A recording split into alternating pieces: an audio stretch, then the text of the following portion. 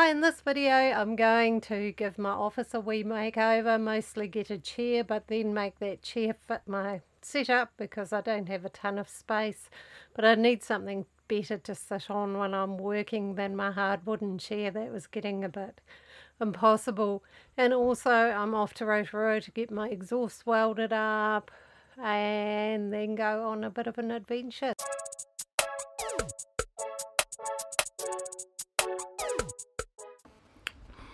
Okay, so I've just been for a drive because my back has been killing me from sitting on my old wooden chair at my desk for several hours every day working. So I've just been to Warehouse Stationery and bought a chair. Okay, I'm just having a coffee and thinking about this because the chair, of course, is a lot wider than my little old wooden one. And so I've got to rearrange some things, but actually the cat's toilet is down there too, and I don't want it there really right by my feet. I mean, I keep it super clean, and as soon as she does a number 2 I remove it, but still. So I'm going to have a whole reorganise of my little office space here today, I think, and see what I can do with it, because yeah, I spend a lot of time at my desk, so why not make it a pleasant experience. So I got the chair all put together. It was pretty easy. Allen key and whack it all up, and it's certainly a lot nicer to sit on. So the trick will be how to stop the cat from clawing it. I might have to put some smelly essential oils on it so that she doesn't like it, because otherwise she will claw it and destroy it like she does with our outside chair. So I'm going to have to take some kind of precautions for that, because it wasn't a cheap chair, so I don't really want it wrecked.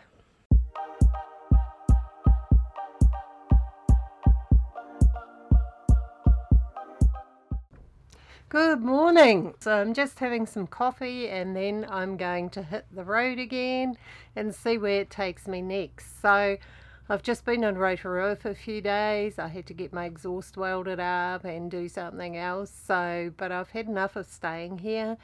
The NZMCA park here gets quite crowded, and if 90% of the people won't even acknowledge you when you say hello to them, it gets quite yuck. After a while, I'm a little bit over that attitude, but then this morning I had to remind myself that rude people, their attitude is about them. It's not about me. It's got nothing to do with me or my truck or any of it. It's completely about them and whatever mental issues they have.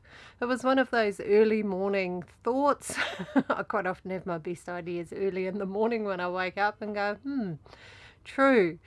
Why was I getting so concerned about it? It really doesn't matter what all these people think of my vehicle. If they actually are that mentally constricted and live in such a weird world that they feel that looking at a vehicle that looks different to theirs, even though it's tidy and it has all the requirements to be at an NZMCA park, well, then they have mental issues. And that's their problem. I don't want to know about it. I don't even want to understand it. But I wanted to say this because there's been a lot of that going on. I got into a discussion on a Facebook page of a wide cross-section of different people on the road, some with older buses, some with smaller vans, all self-contained, all, a lot of them members of the association, and quite frankly, they're being bullied by people in $250,000 brand new motorhomes. And a lot of those people wouldn't know how to do anything themselves. They wouldn't know how to fix anything themselves. They're just of a totally different background to most, long-term full-timers who have a bit of a different attitude. And so if they want to run around in their weird little reality, go for it. Not my problem. So, yeah, I just wanted to have a wee rant about that because, yeah, it's kind of thought-provoking when you're walking past somebody and you say good morning and they just glare at you and don't say anything. And when that happens like several times a day, you start kind of wondering what on earth is going on. And, yeah, it's been good staying here in a way because it's given me the opportunity to actually process that a bit more and think about it a bit more, and rather than taking it personally, actually think about who that issue belongs to, and that's the people who live in that horrible, unhappy world where they feel they have to run around and judge people. They can't be happy people if they feel like that. They can't be having a happy life if they feel like that. So yeah, those are my thoughts on that while I'm having my morning coffee. And then I'm going to jump in the truck. I need to go into Rotorua and do a few things, get a few supplies, and then carry on. I haven't quite decided. I've got 2 places I might go to next. I will decide in the next few minutes which one I feel like going to, and I'll take you on some of my journey.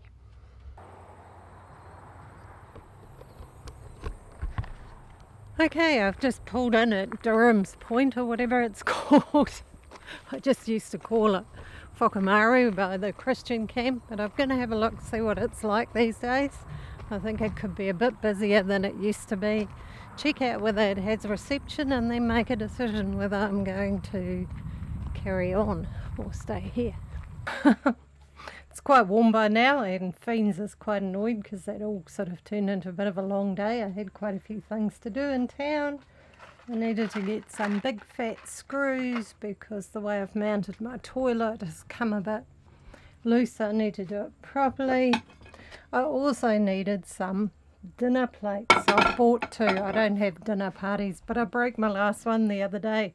It was so funny. I dropped a glass on it and the plate broke. You'd think the glass would break, but no, the plate broke. So yeah, I had a few things to organise. I also wanted to get a hard drive for all my pictures and videos and stuff like that. My other one's full, so it was time to get another one. That one's 1 terabyte, so hopefully that'll last me a little while. But I decided not to stay at that Durham's Point. I don't know why. I used to stay there, but I went into the toilet because I really had to go, and there was just poo smeared everywhere. I was like, okay, I don't know. Do I want to stay somewhere where people hang out who do stuff like that? Probably not. So I thought I'd carry on to Mangakino. It seems to be, I don't know, that's somewhere I really enjoy staying. I like it because I don't have a car. I can walk down and have a coffee at the bus stop cafe, or walk up to the village and get anything I need to get, or even get laundry done. So I've come here for a little break, and I also wanted to take the truck for a good run because I was a bit iffy about my clutch. It played up a couple of weeks ago and I adjusted it, and I'm hoping that was all that was the problem with it. So I just really wanted to give it a good run and make sure that it was okay before I tackle any really big hills. So there was little hills between Rotorua and here, and it gave it a good run. But yeah, no, I didn't seem to have any problems with it. So touch wood, hopefully it's okay, because if I needed a new clutch I would have to go probably to Tauranga. They're the guys I trust the most, so I'd probably go there. Yeah, but at the moment I've come to Mangakino. Yeah, I love running around here with my camera and taking photos too. It's really cool for that. There's not too many people here at the moment. That could change as the weekend approaches, or even tonight, but at the moment I'm parked at my most unpopular spot by the road. Sort of, it hasn't got a view, but it means I don't get absolutely cramped in. One thing I struggle with, because I have to make videos for my other channel too, which are sit down talk videos always. And you've got a neighbour who's getting on the booze and yahooing and yelling and bellowing and even just, you know, talking really loudly as drunks do. I try to keep away from that because it's quite frustrating when you're trying to get something done and you can't. So my theory is park in the most unpopular spot and hopefully people will leave you alone. So yep, I'll show you a bit of Mangakino again soon, but at the moment I'm going to have a coffee.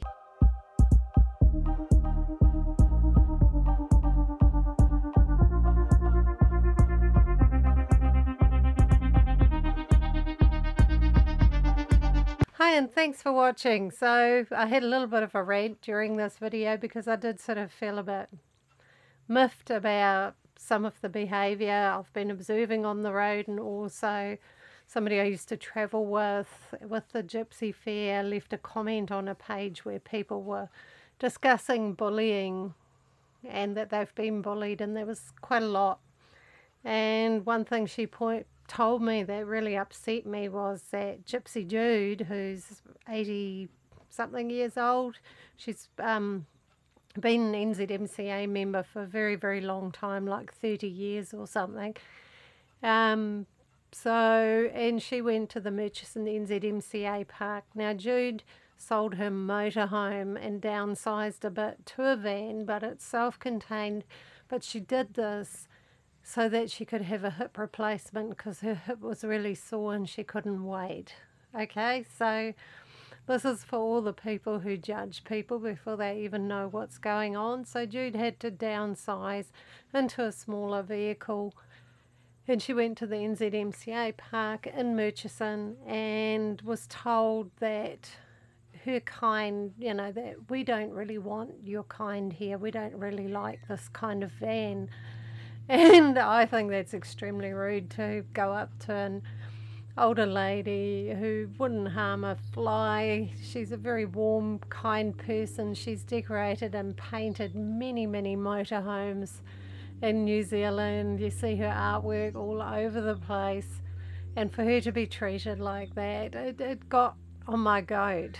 I mean, I get all sorts of weird behaviour from them, but that just really, really upset me. And so yeah, it's a shame it's like that. I think it's a real pity, but I've got to keep reminding myself it's actually the judgmental people's issue, like I said earlier, and not the people who are being judged. If you're not doing anything to offend anybody or upset anybody or to break any rules, you're not doing anything wrong. Just because your style of vehicle doesn't fit some people's idea of what they should look like doesn't mean you're doing anything wrong. So don't ever let anybody bully you.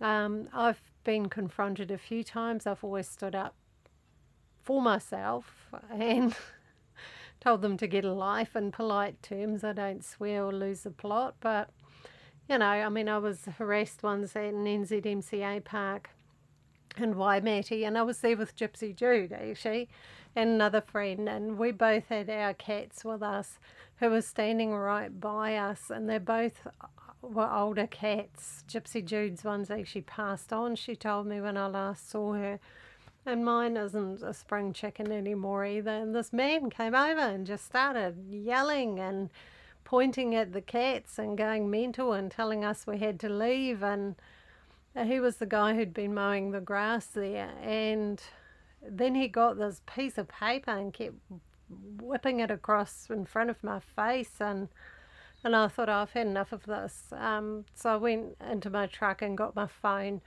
and rang head office NZMCA to find out what the story was with cats. And the woman there said, don't you let him bully you, just ignore him.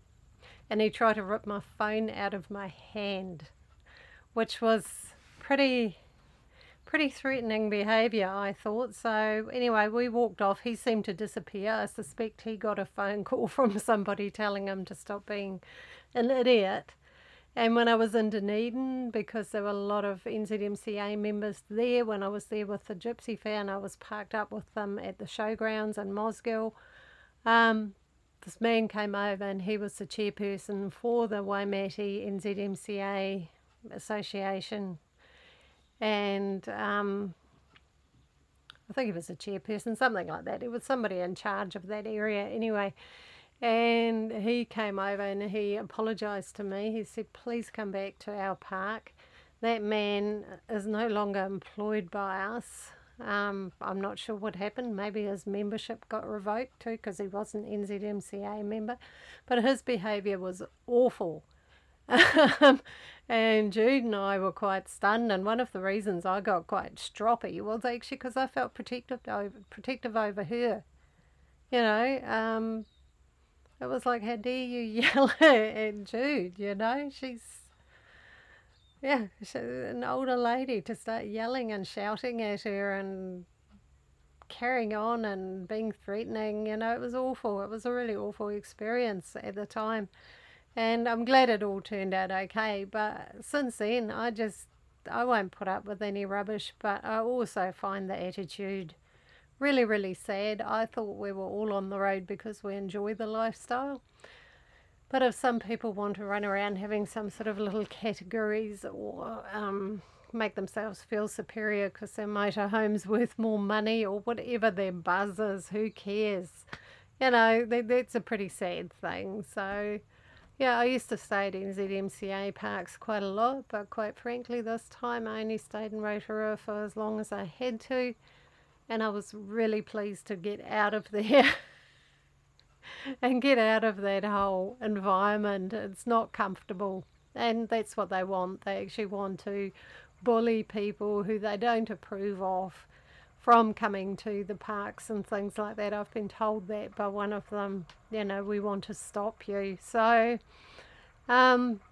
pretty weird goings on for a whole bunch of people who proclaim they want to travel and be free and enjoy the lifestyle and all of this sort of stuff. So I'm sure some of the early members who founded the New Zealand Motor Caravan Association wouldn't be impressed if they saw all this carry on, you know, and it is getting worse. It used to be that I would run into that kind of behaviour once every few months. Now it's pretty much standard every time I go to an NZMCA park, and nothing's changed about my vehicle. It's tidy, it's self-contained, it's legal. I don't play loud music, I don't bug people, yeah. So anyway, I felt like I needed to have a rant about that, and so thank you for bearing with me on that one. Please put anything in the comments below about how you see that, how you feel about that, whether you've experienced that sort of thing, and stay free, enjoy your life. Be who you are. Don't ever be ashamed of who you are. It's not what you drive, it's who you are in here that matters. And lots of love, and see you all in my next video.